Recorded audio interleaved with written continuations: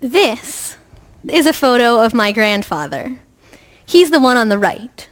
You can always tell which one he is in pictures because he's just a little bit chubbier than his twin brother. He and his family left Germany in 1938, which was about as late as you could leave if you were Jewish, and settled in New York City. When I asked him whether he was aware of what happened to the Jewish community he left behind, he said that he did not know about the fate of European Jewry until after the camps were liberated. Similarly, when Eisenhower marched through Buchenwald with all the most eminent congressmen and journalists in order to document what had been done, the general consensus seemed to be, how did we not know about this while it was happening? The only problem is, we did. This is a New York Times article from July 2nd, 1942. It reports the slaying of 700,000 Jews, 1/5 of the entire Jewish population of Poland. It even mentions concentration camps and gas chambers. The article says, children in orphanages, old persons in almshouses, the sick in hospitals, and women were slain in the streets. In many places, Jews were rounded up and deported to unrevealed destinations or massacred in nearby woods. The article then goes on to list how many Jews have been killed in each province, and then says that the massacre still continues in Lvov. This account was typical.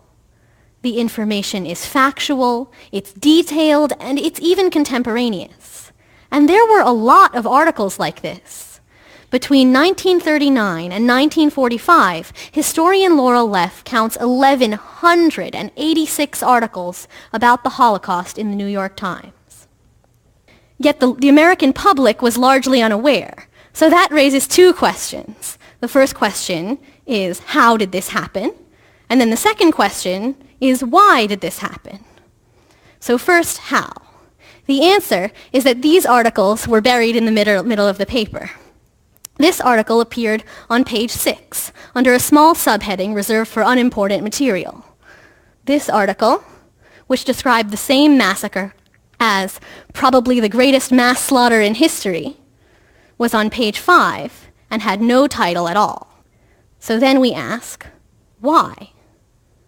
Well, it wasn't because the front page was full of momentous news.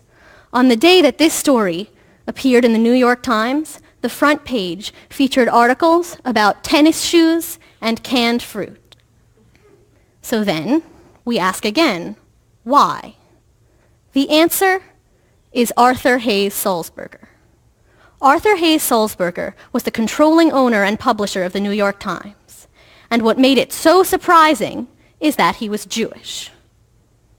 But the fact that his family dated back to 18th century America and that he had a long and aristocratic heritage made him feel like he had no connection to the threatened mass of European Jews. Sulzberger wrote, "There is no common denominator between the poor, unfortunate Jew being driven around what was recently Poland and Mr. Leslie Hoare Belisha," that's the British Secretary of War, who was also a Sephardic Jew, "and myself. Certainly in Poland, this Jew is part of a recognized minority. Mr. Hoare Belisha and I, fortunately, are in no such category." Sulzberger's dissociation from European Jews was further enforced by his religious ideology. His grandfather-in-law, Isaac Wise, founded classical Reform Judaism in America, which is not to be confused with modern Reform Judaism. Classical Reform Judaism promotes the idea that Jews are not a people, a nation, or a race, but simply followers of a religion. Sulzberger viewed the situation of European Jews through the prism of his Reform Judaism. Because he did not see the Jews as a race, he could not comprehend that Hitler was targeting them as a race, specifically an inferior race akin to vermin. And time after time, Sulzberger's views are reflected in New York Times editorials, in which the plight of the Jews is not highlighted specifically. About German refugee children, almost all of whom were Jewish, the New York Times says, They would be of every race and creed. About Hitler's regime, the New York Times says, "It is decency and justice that are being persecuted, not a race, a nationality, or a faith." About the refugee problem, the New York Times says, "It has nothing to do with race or creed. It is not a Jewish problem or a Gentile problem." And remarkably, this editorial about the Warsaw Ghetto Uprising does not mention Jews at all. Sulzberger thought that Jews should not be persecuted as Jews, nor rescued as Jews. What he failed to take into account is that it was not he and his fellow Reform Jews who were driving history at that moment, but rather Hitler and the Third Reich.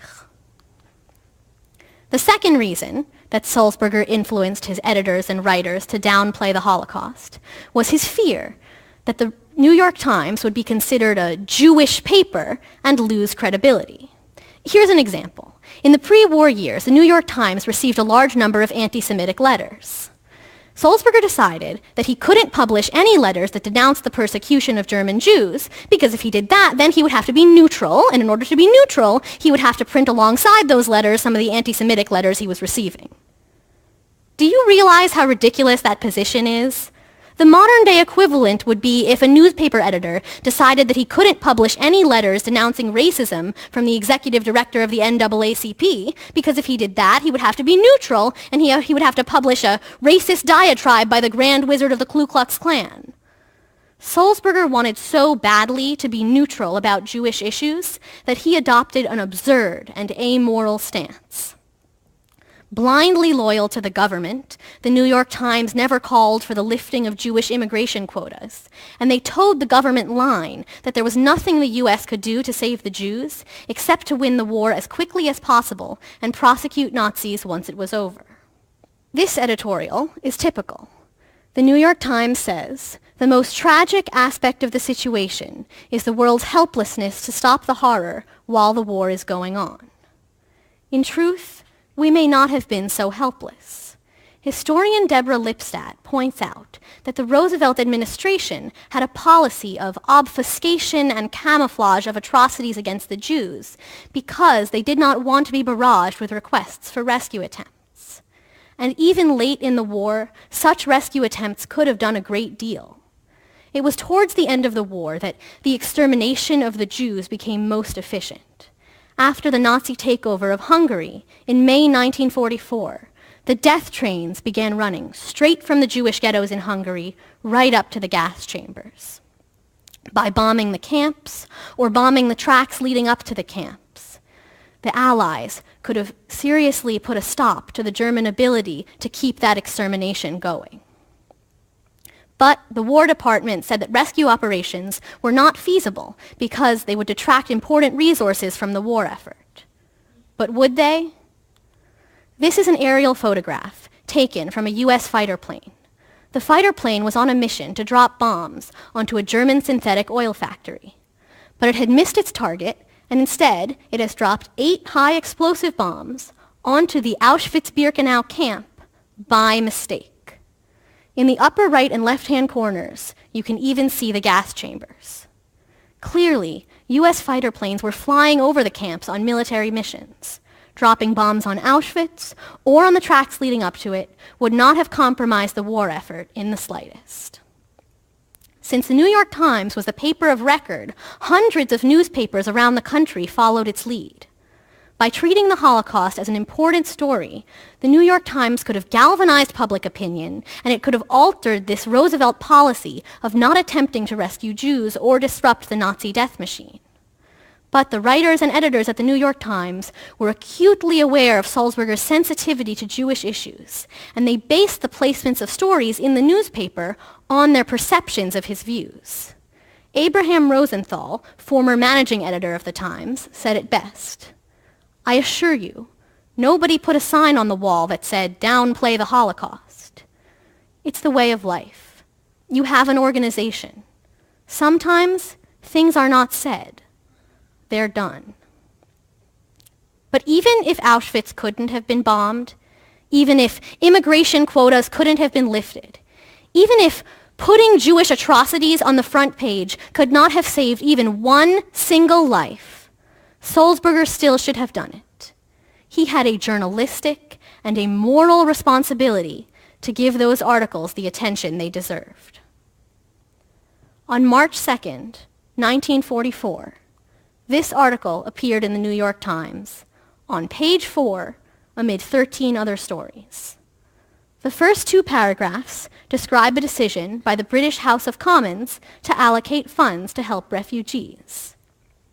In the 3rd paragraph, the article says, "During the discussion, S.S. Silverman, labor member, read a report from the Jewish National Committee operating somewhere in Poland, saying, 'Last month, we still reckoned the number of Jews in the whole territory of Poland as from 250,000 to 300,000. In a few weeks, no more than 50,000 of us will remain. In our last moment before death, the remnants of Polish Jewry appeal for help to the whole world. May this, perhaps our last voice from the abyss, reach the ears of the whole world.'" As if the New York Times writer was totally unaware of what he had just written, the article continues, "The Commons also approved an installment of £3,863 to help the International Red Cross open an office in Shanghai." The voice from the abyss did not reach the ears of the whole world. The New York Times included that voice in their paper, but they drowned it in a cacophony of other voices, and, ignoring the patterns of a genocide, they refused to add their own clarion call for action. Some stories are too important to be whispered.